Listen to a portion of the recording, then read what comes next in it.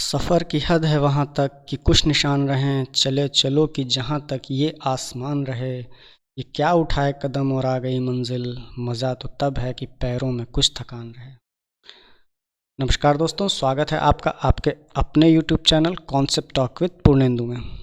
और मैं पूर्णेंदु त्रिपाठी लेकर आ गया हूँ आपके लिए डेली करंट अफेयर सीरीज़ का अगला वीडियो। चलिए शुरू करते हैं। हाल ही में भारतीय वायुसेना का वार्षिक शो एयर फेस्ट 2022 का आयोजन कहाँ किया गया? आपके ऑप्शंस हैं नई दिल्ली, नागपुर, हैदराबाद या पुणे। और इसका सही उत्तर है नागपुर। और इस एयर फेस्ट का आयोजन का जो उद्देश्य है वो हमारे यंगस्टर्स को वायुसेना को करियर के रूप में चुनने के लिए अट्रैक्ट करना है। भारतीय वायुसेना की स्थापना ब्रिटिश शासित भारत में की गई थी 8 अक्टूबर 1932 को, और इसीलिए 8 अक्टूबर को हम लोग वायुसेना दिवस भी मनाते हैं। और वायुसेना की पहली उड़ान 1 अप्रैल 1933 को भरी गई थी। जो प्रारंभ में भारतीय वायुसेना को रॉयल इंडियन एयरफोर्स के रूप में जाना जाता था, वर्ष 1950 के बाद जब भारत को एक गणराज्य के रूप में स्थापित किया गया, 26 जनवरी 1950 को हमारा संविधान लागू हुआ और उसके बाद से भारत एक गणराज्य के रूप में स्थापित हो गया, तब रॉयल शब्द को हटा दिया गया था। और हमारी भारतीय नेवी को भी रॉयल नेवी कहा जाता था, उससे भी रॉयल शब्द हटाया गया था। और भारतीय नेवी में जो उसका झंडा था, प्रतीक था, उसमें भी एक चिन्ह था जो ब्रिटिश शासन को दर्शाता था। उसको अभी तक तो हम लोग लगाए हुए आ रहे थे, लास्ट ईयर उसको हटाया गया है। चलिए बढ़ते हैं अगले प्रश्न की तरफ। हमारा आज का अगला प्रश्न है, किस सरकार द्वारा हाल ही में अमर सरकार पोर्टल लॉन्च किया गया? और आपके ऑप्शंस हैं असम, मणिपुर, त्रिपुरा या उड़ीसा। और बताइए आप लोग इसका उत्तर क्या है? इसका सही उत्तर है त्रिपुरा। त्रिपुरा की राजधानी है अगरतला, यहाँ के मुख्यमंत्री हैं मानिक शाह और त्रिपुरा के गवर्नर हैं सत्यदेव नारायण आर्य जी। चलिए बढ़ते हैं अगले प्रश्न की तरफ। हमारा आज का अगला प्रश्न है, बाली यात्रा की शुरुआत हाल ही में किस राज्य में हुई? आपके ऑप्शंस हैं मणिपुर, तमिलनाडु, मिज़ोरम या उड़ीसा। और बाली यात्रा की शुरुआत जो हुई है वो हुई है उड़ीसा में, और उड़ीसा के कटक में इस यात्रा की शुरुआत हुई है। कटक आया है तो चलिए कटक के बारे में भी थोड़ी इन्फॉर्मेशन ले लेते हैं जो उड़ीसा का है। कटक में ही चावल अनुसंधान संस्थान स्थित है। ये काफ़ी इंपॉर्टेंट क्वेश्चन है, कई बार एग्ज़ाम्स में आया है और आगे आने की संभावना भी है। और नलबाना पक्षी अभयारण्य भी उड़ीसा में है। और भारत की खारे पानी की सबसे बड़ी झील जो कि चिल्का झील है वो भी उड़ीसा में है।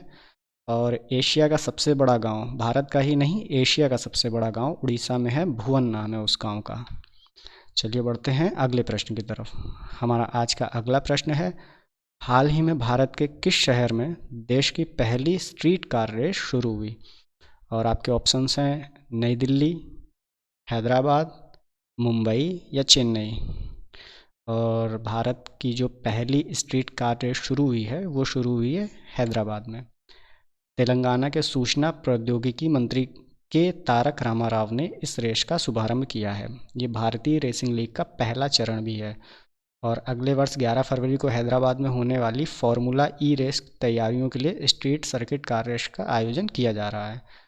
भारत का 5वां सबसे बड़ा शहर है हैदराबाद, और इसको जो स्थापित किया था वो कुतुब शाही वंश के चौथे राजा थे मोहम्मद कुली। उन्होंने 1590 ईस्वी में इसकी स्थापना की थी। पूर्व में हैदराबाद को भाग्यनगर के नाम से भी जाना जाता था। एक महारानी थी भाग्यमती करके, तो उनके नाम पे इसका नाम भाग्यनगर रखा गया था। फिर 1590 ईस्वी में कुतुब शाही वंश के जो चौथे राजा थे मोहम्मद कुली, उन्होंने इसको हैदराबाद नाम दिया और स्थापना की हैदराबाद शहर की। चलिए बढ़ते हैं अगले प्रश्न की तरफ।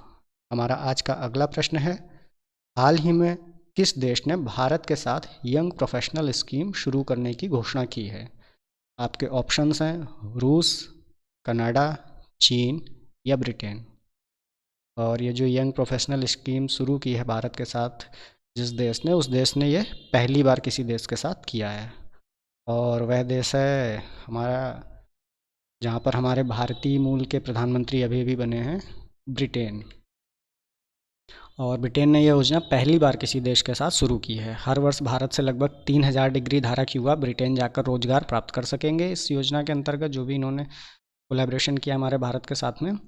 और यह जो रोज़गार होगा ये कम से कम 2 वर्षों के लिए होगा। और ब्रिटेन के वर्तमान क्राउन है किंग्स चार्ल्स तृतीय। अभी हाल ही में एलिजाबेथ द्वितीय जो वहाँ की महारानी थी उनकी मृत्यु हुई है, और उसके बाद ये जो क्राउन है ये किंग चार्ल्स तृतीय को मिला है। और ब्रिटेन के प्रधानमंत्री हमारे भारतवासी ऋषि सुनक जी, जो भारतीय मूल के हैं मगर ब्रिटेन के नागरिक हैं। चलिए बढ़ते हैं अगले प्रश्न की तरफ। हाल ही में APEC यानी एपेक आर्थिक नेताओं की बैठक कहाँ हुई? आपके ऑप्शंस हैं सिडनी, बीजिंग, बैंकॉक या इंग्लैंड। और इसका सही उत्तर है बैंकॉक। एपेक की स्थापना जो हुई थी वो साल 1989 यानी 1989 में प्रशांत रिम पर देशों द्वारा economic cooperation and free trade पर चर्चा और बातचीत करने के लिए की गई थी। यहाँ पर एक शब्द आया है प्रशांत रिम। प्रशांत रिम को रिंग ऑफ फायर या सरकम पैसिफिक बेल्ट भी बोला जाता है। ये है क्या? ये एक्चुअली प्रशांत महासागर के साथ स्थित एक ऐसा क्षेत्र है जहाँ अधिकांश सक्रिय ज्वालामुखी व भूकंपीय जो घटनाएं होती हैं वो होती हैं। प्रशांत महासागर है, उसके आसपास का इस तरह का एक क्षेत्र है, उसको पूरा रिंग ऑफ फायर या सरकम पैसिफिक बेल्ट बोलते हैं या प्रशांत रिम बोलते हैं। और यहाँ पर दुनिया के लगभग 75% सक्रिय ज्वालामुखी यहाँ पर स्थित हैं, जिनकी संख्या लगभग 450 से अधिक है। और इसी क्षेत्र में जो देश हैं उसमें economic cooperation and free trade पर चर्चा और बातचीत करने के लिए एपेक की स्थापना की गई थी। ये देश ग्लोबल लेवल पर जो ग्रॉस डोमेस्टिक प्रोडक्ट है उनका लगभग 60%, जो कि दुनिया की आबादी का लगभग 40% और ग्लोबल व्यापार का लगभग 50% कवर करते हैं। चलिए बढ़ते हैं अगले प्रश्न की तरफ। हाल ही में किस राज्य में 3 ट्रांसजेंडर सरकारी स्कूल शिक्षक के रूप में चुने गए हैं? और आपके ऑप्शंस हैं नई दिल्ली, कर्नाटक, उत्तर प्रदेश या मध्य प्रदेश। और इस राज्य ने यह पहली बार किया है कि 3 ट्रांसजेंडर्स को सरकारी स्कूल शिक्षक के रूप में चुना है, और यह राज्य है कर्नाटक। और ट्रांसजेंडर समुदाय के लिए देश का पहला विश्वविद्यालय जो कि उत्तर प्रदेश के कुशीनगर ज़िले में बन रहा है। और international transgender day of visibility 31 मार्च को मनाया जाता है। ट्रांसजेंडर्स के लिए हमारी सरकारें इस वक्त काफ़ी सोच रही हैं। पहले इतना ज़्यादा फोकस नहीं था, मगर क्योंकि ये भी हमारे देश के नागरिक हैं और इन्हें भी सम्मान के साथ जीने का पूरा हक है, तो धीरे धीरे इनके लिए चीज़ें आसान बनाई जा रही हैं और इन्हें मेन स्ट्रीम में लाने की कोशिश की जा रही है लगभग सभी सरकारों द्वारा। चलिए बढ़ते हैं अगले प्रश्न की तरफ। हमारा आज का अगला प्रश्न है, हाल ही में किसने डिजिटल शक्ति अभियान 4.0 लॉन्च किया? और आपके ऑप्शंस हैं राष्ट्रीय महिला आयोग, भारतीय रेलवे, नीति आयोग या इनमें से कोई नहीं। और इसका सही उत्तर है राष्ट्रीय महिला आयोग। राष्ट्रीय महिला आयोग अधिनियम 1990 के तहत ही इसकी स्थापना की गई थी, जनवरी 1992 में, जो हमारा राष्ट्रीय महिला आयोग है। और यह एक वैधानिक निकाय के रूप में स्थापित किया गया था। इस आयोग का जो गठन है वह 31 जनवरी 1992 को जयंती पटनायक की अध्यक्षता में किया गया था। आयोग में एक सदस्य अध्यक्ष, एक सदस्य सचिव और 5 अन्य सदस्य होते हैं। और राष्ट्रीय महिला आयोग की वर्तमान अध्यक्ष जो हैं वो हैं रेखा शर्मा। चलिए बढ़ते हैं हमारे आज के अगले प्रश्न की तरफ। उत्तर प्रदेश का पहला मेडिकल डिवाइस पार्क कहाँ बनने जा रहा है? आपके ऑप्शंस हैं कानपुर, आगरा, गौतम बुद्ध नगर या नोएडा। और आपका सही उत्तर है गौतम बुद्ध नगर। उत्तर प्रदेश में ये बनने जा रहा है। और बी फार्मा करने वाले स्टूडेंट्स की सबसे ज़्यादा संख्या भारत देश में उत्तर प्रदेश में ही है। चलिए बढ़ते हैं हमारे आज के अगले और आखिरी प्रश्न की तरफ।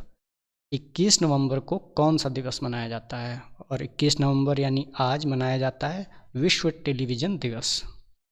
वर्ष 1966 में संयुक्त राष्ट्र द्वारा पहला टेलीविज़न फोरम आयोजित किया गया था। टेलीविज़न का जो आविष्कार है वो जॉन लॉगी बेयर्ड, जिन्हें हम JL बेयर्ड के नाम से भी जानते हैं, उन्होंने की थी।